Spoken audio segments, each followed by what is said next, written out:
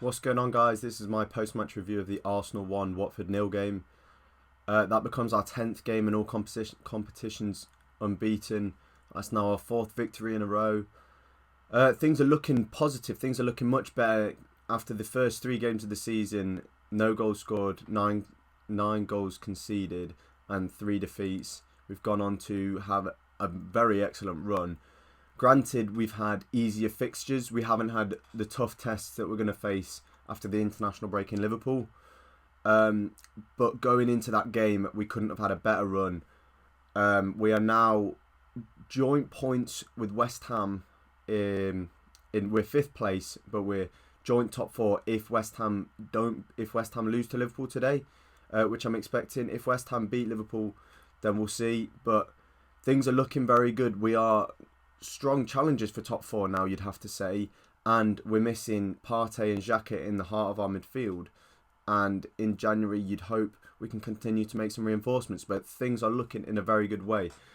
Breaking down the game today, the first half was very bitty. To be honest, the whole game was very bitty.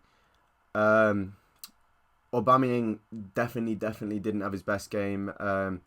Missing the penalty showed that he had a poor first touch that led and before Saka converted the chance, and an informal Aubameyang, to be honest, buries that first time without taking a touch, and it wouldn't have been given as offside.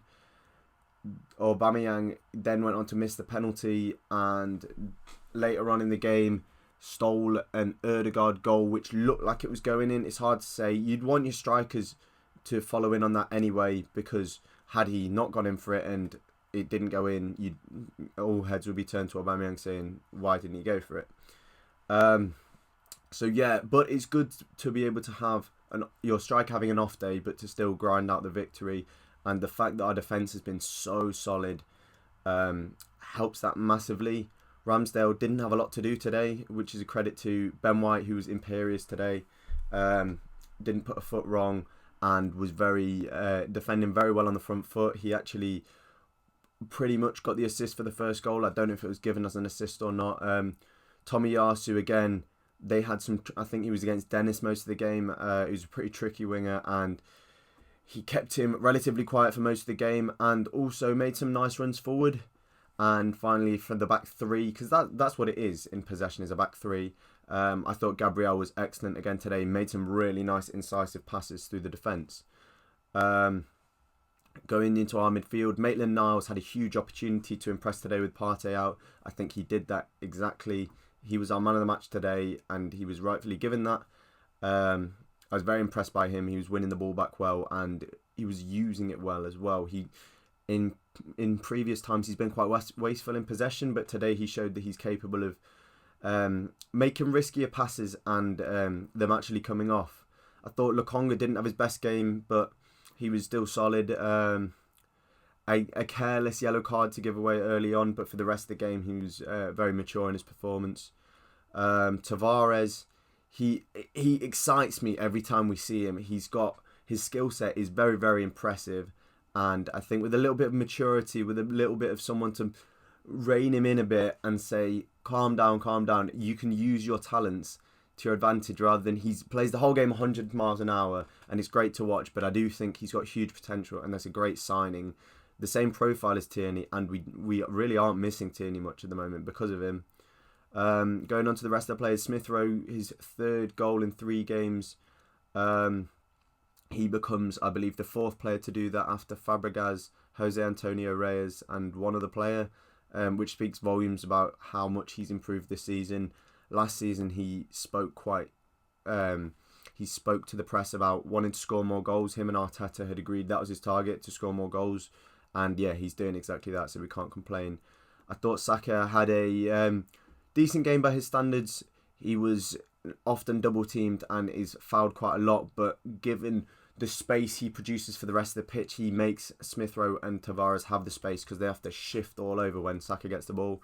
I thought he was very tidy in possession as well. Often he's got 3 or 4 players around him and he still manages to find a pass. Lacazette does the dirty work. I thought Ødegaard was excellent when he came on, so it's still interesting as to who should start out of those two. I think they both offer very different things.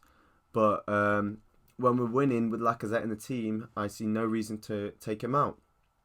And yeah, as I say, I've already spoken about Aubameyang, but as a whole, we're seeing a consistent lineup now, which is great to see, because in the past, our biggest problems have been squad churn, where we're seeing huge differences in teams one week to another, and you can't build any consistency, which is exactly what we have right now, is consistency, and it's great to see.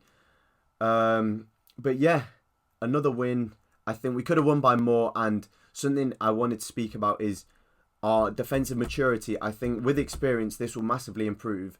But when we go ahead and we get nervous, the backline drops massively, and that puts a lot more pressure on us.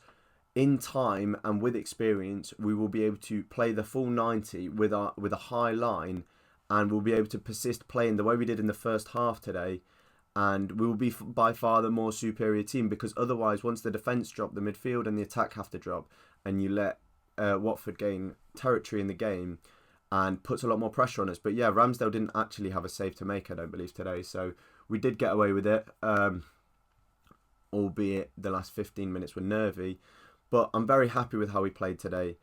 We could have scored more, but a win's a win, and we go into the international break with our heads very high for the Liverpool game, and we'll see. That is a big yardstick for where we are right now, because in times previously we've been slapped by Liverpool. Let's see if we can turn up and put a performance on, one to be proud of. Even if we can't win the game, even if we can't draw the game, it's a good indicator of how far we've come this season. So yeah, look forward to the international break. We've got a lot of time to prepare for the game, and then we'll see what happens, because we are flying high at the moment, so don't rule us out.